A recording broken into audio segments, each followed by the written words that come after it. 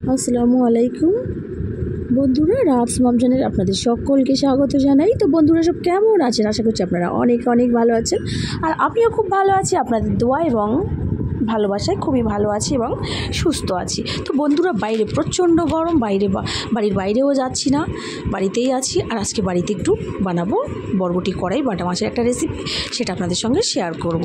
তো এই রেসিপিটি আমি খুব হালকা পাতলাভাবেই বানাবো, বেশি মশলাপাতি দেবো না। আর এটা কাঁচা লঙ্কা দিয়ে বানাবো। মামা এসছে। তারপরে লবণ হলুদ মাখিয়ে কড়াইতে তেল দিয়ে তেলটা গরম করে বাটা মাছগুলো একে একে দিয়ে দিলাম। তারপরে দুটো পিঠ খুব কড়া করে আমি ভেজে নেব।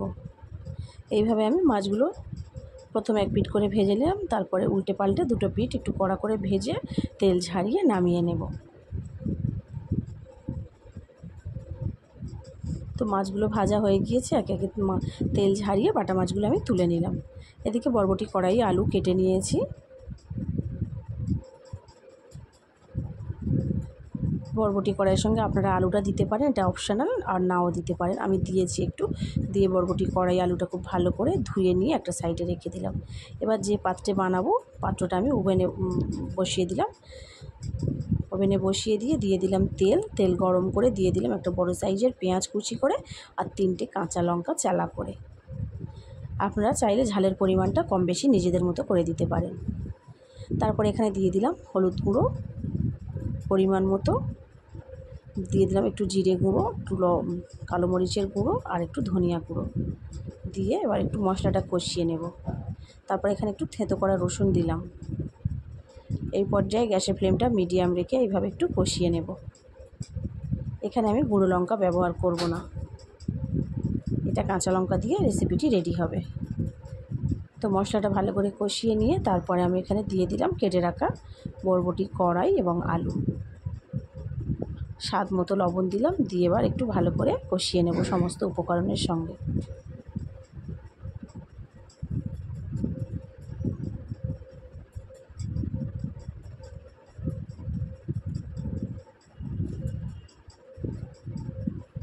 এখানে একটু শাক ভাজা হচ্ছিল, ক্যামেরাটা একটু সরে গিয়েছে, তো বন্ধুরা কিছু মনে করবেন না, মাফ করে দেবেন। একটা রেসিপির সঙ্গে অন্য একটা রেসিপি জুড়ে গিয়েছে। তো যাই হোক, ভালো করে কষিয়ে নিই। এখানে তারপর টমেটো দিয়ে দিলাম, একটা টমেটো কেটে দিয়ে দিলাম, দিয়ে আবারও একটু ভালো করে কষাবো সমস্ত উপকরণের সঙ্গে। এখনও পর্যন্ত কোনো রকম পানি ব্যবহার করিনি। বরবটি কড়াই থেকে যতটুকু পানি বার হয়েছে সেই পানিটার উপরেই এখনও কষানো চলছে। যতক্ষণ না পানিটা একটু শুকিয়ে যাবে ততক্ষণ এভাবে আমি কষাতে থাকবো।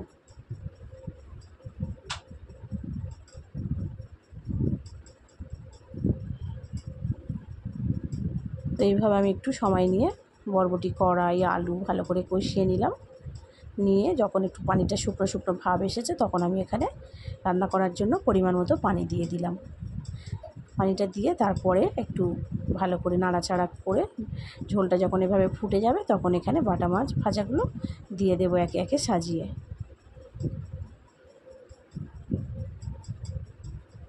এভাবে মাছগুলো দিয়ে একটু চেপে ঝোলের মধ্যে ডুবিয়ে দিলাম, দিয়ে ঢাকনা চাপা দিয়ে এটা আমি 8 মিনিট মতো মিডিয়াম আঁচে রান্না করে নেব। ফিরে এলাম 8 মিনিট পরে। তো বাটা মাছ বরবটি কড়াইয়ের আলুর রেসিপিটি আমার রেডি হয়ে গিয়েছে। নামানোর আগে একটু জিরে মরিচের গুঁড়ো উপর থেকে ছড়িয়ে দেব, দিয়ে মিনিট 5 মতো ঢাকনা খোলা অবস্থায় আবারও একটু ফুটিয়ে নেব। ব্যাস রেডি আজকে বরবটি কড়াই আলু টমেটো এই রেসিপিটি।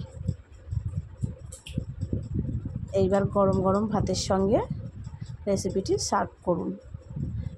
এখানে লাল নোটে শাক ভাজা নেওয়া হয়েছে, একটু কুমড়ো ভাজা নেওয়া হয়েছে, আর নেওয়া হয়েছে বরবটি কড়াই বাটা মাছ আলু টমেটোর এই রেসিপিটি।